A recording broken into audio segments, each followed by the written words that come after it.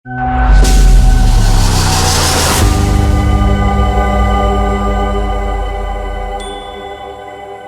के महीने में ऑपरेशन सिंदूर लॉन्च किया गया था। उसके बाद में कहीं ना कहीं एक शांति सी दोनों देशों के बीच नज़र आ रही थी, लेकिन अचानक पिछले कुछ 5 से 6 दिनों के भीतर भारत से कुछ प्रमुख लोगों के द्वारा पाकिस्तान को एक चेतावनी भरे लहजे में चेतावनी दी गई है कि पाकिस्तान को जो हरकतें बॉर्डर के पास कर रहा है वो नहीं करनी चाहिए, नहीं तो भूगोल और उसका इतिहास बदल जाएगा। जिनमें रक्षा मंत्री राजनाथ सिंह, थल सेना अध्यक्ष उपेंद्र द्विवेदी और वायुसेना अध्यक्ष, इन तीनों ने ही पाकिस्तान को एक धमकी भरे लहजे में चेतावनी दी है। लेकिन इसके बाद में पाकिस्तान के सेना प्रमुख आसिम मुनीर ने कल ही भारत को चेताया है कि इस बार जो युद्ध होगा दोनों के बीच में, भारत और पाकिस्तान के बीच में, वो विनाशकारी साबित होगा और हम अब पीछे भी नहीं हटेंगे। तो इसी सिलसिले में जो लगातार जिस तरीके की चेतावनियाँ जारी की जा रही है, लगातार एक दूसरे पर हमले बोले जा रहे हैं, इसके पीछे की क्या रणनीति है? क्या एक बार फिर से ऑपरेशन सिंदूर जैसा एक भारत और पाकिस्तान के बीच में युद्ध देखने को मिलेगा, या फिर ये एक बयानबाजी ही तक ही सीमित रह जाएगी? इसके लिए हमारे साथ मौजूद हैं वरिष्ठ पत्रकार और एक्सपर्ट रमेश पुरोहित जी से जानते हैं भारत और पाकिस्तान के बीच में क्या तनाव एक बार फिर से देखने को मिल सकता है। रमेश जी, आपका बहुत बहुत स्वागत है। और रमेश जी, सबसे बड़ी बात मैं आपसे ये जानना चाहता हूँ कि लगातार जिस तरीके से बयानबाजी चल रही है दोनों ही देशों के बीच में, एक तरफ भारत की तरफ से दिए गए, अब आसिम मुनीर की तरफ से दिया गया, तो इनके पीछे क्या लगता है आपको? क्या एक बार फिर से दोनों के बीच में तनाव युद्ध स्तर पे पहुंचेगा? पिछले काफ़ी समय से भारत और पाकिस्तान के बीच के जो संबंध है वो ठीक नहीं है। खास करके मई से पहले जो परिस्थितियां बनी थी और बाद में जो ऑपरेशन सिंदूर किया गया उसके बाद से, और ऑपरेशन सिंदूर होने के 2 दिन बाद ही जब सीज़ फायर की घोषणा हुई और सीज़ फायर अमेरिका के राष्ट्रपति ट्रंप के द्वारा बार बार ये कहना कि यह जो सीज़ फायर है वो मैंने करवाया है, तो परिस्थितियां काफ़ी बदली उसके बाद से लगा करके आज तक। और भारत की तरफ से एक क्लियर स्टैंड पाकिस्तान नहीं, देश और दुनिया को दिया जा चुका है कि ऑपरेशन सिंदूर अभी रुका हुआ है, बंद नहीं हुआ है। इसका मतलब यह है कि ऑपरेशन सिंदूर 2 है वो कभी भी शुरू हो सकता है। वो होगा पाकिस्तान की कारगुजारी को लेकर के। और पिछले कई दिनों से जिस तरह के जो बयानात आ रहे हैं भारत की तरफ से भी और पाकिस्तान की तरफ से भी, उसमें खास करके रक्षा मंत्री राजनाथ सिंह का गुजरात में जो दिया गया जो बयान है वो काफ़ी महत्वपूर्ण हो जाता है इस लिहाज से कि वह जो इलाका है वो बहुत सेंसिटिव है। और सर क्रीक को लेकर के यह जो उन्होंने एक तल्ख जो स्टैंड लिया है उसके कई मायने निकाले जा रहे हैं। आपको ध्यान है सर क्रीक जो जगह है वह दलदली इलाका है और समुद्री इलाका पाकिस्तान की सीमा के दोनों के बीच का एक ऐसा है जो सामरिक दृष्टि से भी नहीं, व्यापारिक और की दृष्टि से भी बहुत महत्वपूर्ण है। मतलब वो एक ऐसा इलाका है जो कि दोनों देशों के बीच में एक महत्वपूर्ण जगह रखता है। लिहाजा राजनाथ सिंह का वहाँ पे ये कहना कि अब की बार में जब कभी भी इस तरह की कोई घटना होगी तो भूगोल बदल दिया जाएगा, इतिहास बदल दिया जाएगा, भारत लगातार कहता आ रहा है। और आज से नहीं, 70 सालों से ये पाकिस्तान को स्पष्ट रूप से कहा जा चुका है और संकेत दिए जा चुके हैं कि आप जिस तरह की जो हरकतें करते हैं वो भारत को स्वीकार नहीं होगा। और ख़ास करके आपको ध्यान होगा कि 2014 के बाद में जब से जो बीजेपी की सरकार दिल्ली में बैठी है और उसने जिस तरह का जो एक स्टैंड ले रखा है पाकिस्तान के खिलाफ, वह निश्चित रूप से एक माइलस्टोन कहा जा सकता है। और बार बार इस बात के संकेत दिए जा रहे हैं, चाहे वो प्राइम मिनिस्टर की तरफ से हो, चाहे वो रक्षा मंत्री की तरफ से हो, और ख़ासकर अजील डोभाल जो अंदर से चुपचाप काम करने में विश्वास करता है और पाकिस्तान के पास में उनका बहुत बड़ा एक अनुभव है, वो वहाँ रह कर के सारी चीज़ों को जानते हैं।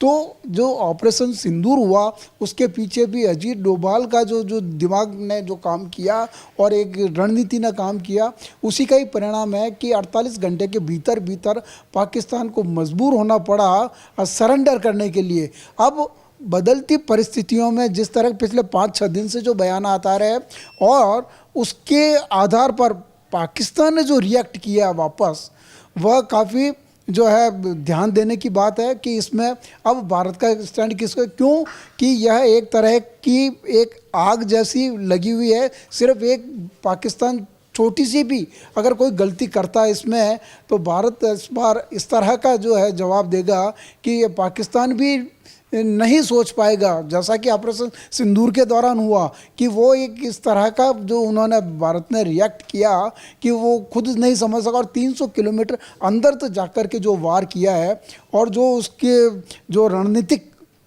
जो जगहें थी उसको नेस्तनाबूद किया। और इसका असर सिर्फ पाकिस्तान पर ही नहीं पड़ा, अमेरिका का पर भी इसका जो है एक असर दिखाई देने लगा।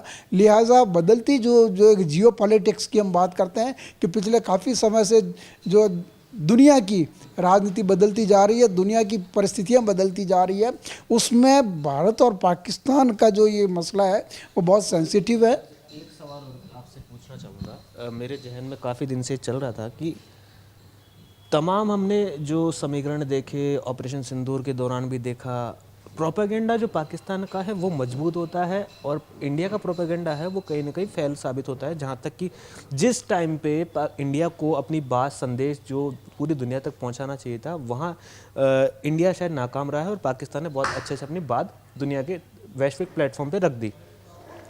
बात रही प्रोपेगेंडा, चलो उन्होंने साबित कर दिया। दूसरी बात, अब जाके वायुसेना प्रमुख जाके ये बोलते हैं कि हमने पाकिस्तान के इतने फाइटर प्लेन गिराए, इतने उनके जो सैन्य अड्डे हैं वो नेस्तनाबूद किए। तो क्या भारत अपना प्रोपेगेंडा साबित करने में या फिर लोगों तक पहुंचाने में सफल नहीं हो पाता? ये भी क्या एक सबसे बड़ी कमी भारत की आर्मी की या फिर भारत के लोगों की, भारत की राजनीति की है? प्रोपेगेंडा की जो बात कह रहा हो कि पाकिस्तान ने ऑपरेशन सिंदूर के दौरान जिस तरह का एक माहौल क्रिएट किया दुनिया भर में, वो बिल्कुल गलत साबित हुआ। आज की तारीख में आप उस बात को स्वीकार करना पड़ेगा कि वास्तव में भारत ने जो कुछ किया, अभी तक तो हमने ये बताया भी नहीं लोगों को। भारत ने पूरी दुनिया को ये नहीं बताया कि ऑपरेशन सिंदूर के दौरान हुआ क्या था और सब आश्चर्यचकित है। यहाँ तक कि अमेरिका के डोनाल्ड ट्रंप जो अपने आप को एक शक्तिशाली जो है राष्ट्राध्यक्ष के रूप में उनकी जो एक छवि है, वो भी इस बात को दबी जुबान से स्वीकार करते हैं कि भारत ने बहुत बड़ा वहाँ पर काम किया।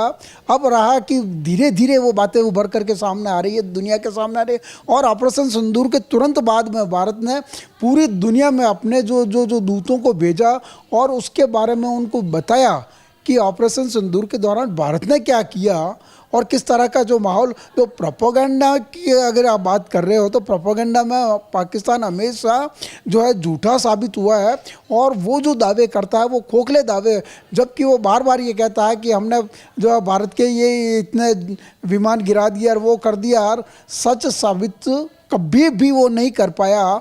जबकि भारत ने हर स्तर पर अपनी बात को ये साबित किया कि हमने जो किया वो दुनिया के सामने है।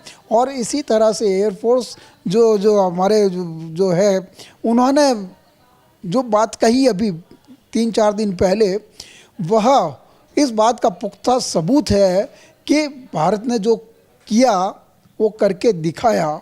और जहाँ तक आप राजनीति की बात करते हो तो ये बातें तो चलती रहती है, ये इसका कोई महत्व ज़्यादा नहीं है। लेकिन हाँ, ये बात सही है कि ऑपरेशन सिंदूर के दौरान भारत ने जो किया वो पूरी दुनिया आश्चर्यचकित है कि इनके पास में इतनी शक्ति कैसे आ गई या इतनी ताकत कैसे आ गई। तो यह कोई एक दिन की बात नहीं थी, एक दिन का मसला नहीं थी। एक लंबे 10 साल तक आपने जो संसाधनों को जुटाया, जो टेक्निक आपने हासिल की, ये सारी चीज़ें मिला करके ऑपरेशन सिंदूर की सफलता का कारण बना। पुरोहित जी, मैं आपसे एक अंतिम सवाल जानना चाहूँगा। क्या भारत और पाकिस्तान के बीच में युद्ध होगा, और होगा तो आपको क्या लगता है कि कब तक ये समीकरण बदलेंगे और कब दोनों ही देश एक बार फिर से युद्ध के मैदान में देखने को मिलेंगे? जिस तरह की जियोपॉलिटिक्स बदल रही है और पूरी दुनिया में माहौल क्रिएट हो रहा है, पाकिस्तान के आसिफ मुनीर है, उसने जो बयान दिया है उसके पीछे भी आपको एक कारण ढूंढना पड़ेगा कि पाकिस्तान को यह हौसला, ये जो ताकत, ये बोलने की जो क्षमता कहाँ से आई है। तो ये पिछले कुछ दिनों से जिस तरह की परिस्थितियाँ बदल रही है, और ख़ास करके ट्रंप का पाकिस्तान जो प्रेम है वो जो दिखाई दिया, जिसमें कि वहाँ का प्राइम मिनिस्टर हो, चाहे वो आसिफ मुनीर हो, अमेरिका बार बार जाना उनका और पीछे से पुशबैक करना ट्रंप का, और पाकिस्तान को कुछ सहूलियतें देना या उसके मॉरल को बूस्ट करने में उसने वो जो है कामयाबी हासिल की है। तो आसिफ मुनीर का जो बयान है वो भी उसी संदर्भ में देखा जाना चाहिए। अंदर से तो बिल्कुल खोखले हैं, अंदर से खोखले हैं, लेकिन उसको एक जो बैक सपोर्ट जो मिल रहा है इनडायरेक्टली अमेरिका की तरफ से, उससे जो ये बयानात उभर करके सामने आ रहे हैं, तो ये बयानबाजी तक सीमित रहेगा, कुछ होगा? आपको क्या लगता है? होगा तब जब पाकिस्तान कोई गलती करेगा। सबसे बड़ी बात यह है कि भारत जो है वो एक्ट तब करेगा जब पाकिस्तान की तरफ से कोई चीज़ होती है। नहीं, मैं आपसे ये जानना चाह रहा हूँ, हाल ही में जब ऑपरेशन सिंदूर लॉन्च किया था तो सरकार ने एक पॉलिसी चेंज की थी। उसमें ये कहा था कि अगर बॉर्डर के नज़दीक किसी भी सैन्य गतिविधि को बढ़ाना या फिर किसी तरीके का सैन्य मूवमेंट देखना तो वहाँ पर भारत एक्शन लेगा। तो क्या भारत की सरकार या फिर सेना एक बार फिर से क्या पहलगाम जैसे अटैक की तैयारी वो इंतजार कर रही है कि वो अटैक करेंगे, हमारे यहाँ पे लोग मरेंगे, उसके बाद हम एक्शन लेंगे? क्या ऐसे देखने को मिलेगा? आपकी बात को ही आगे बढ़ा रहा हूँ। जैसे कि सरक्रीक में जो हो रहा है, वहाँ पर बॉर्डर के उस पार जो गतिविधियाँ चल रही है, भारत उससे भली भांति परिचित है और वो पल पल पर उस पर नज़र हुए। पहली बात तो वो।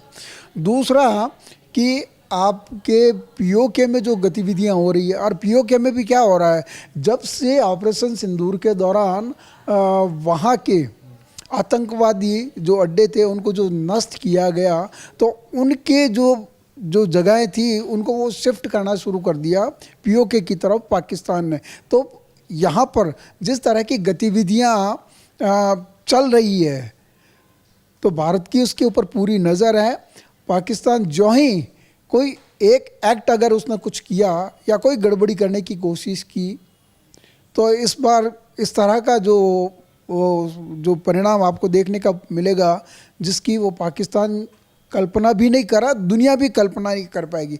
तो लिहाजा आने वाले जो समय है और जिस तरह के बयानात जो उभर करके सामने आ रहे सुनाई दे रहे हैं, उससे लगता है कि आने वाले कुछ समय में इस तरह की गति, और पाकिस्तान अपनी हरकतों से बाज नहीं आता, 70 सालों से नहीं आया, तो उससे ये उम्मीद करना कि वह ऑपरेशन सिंदूर के बाद में चुपचाप बैठ जाएगा, कभी संभव नहीं है। क्यों?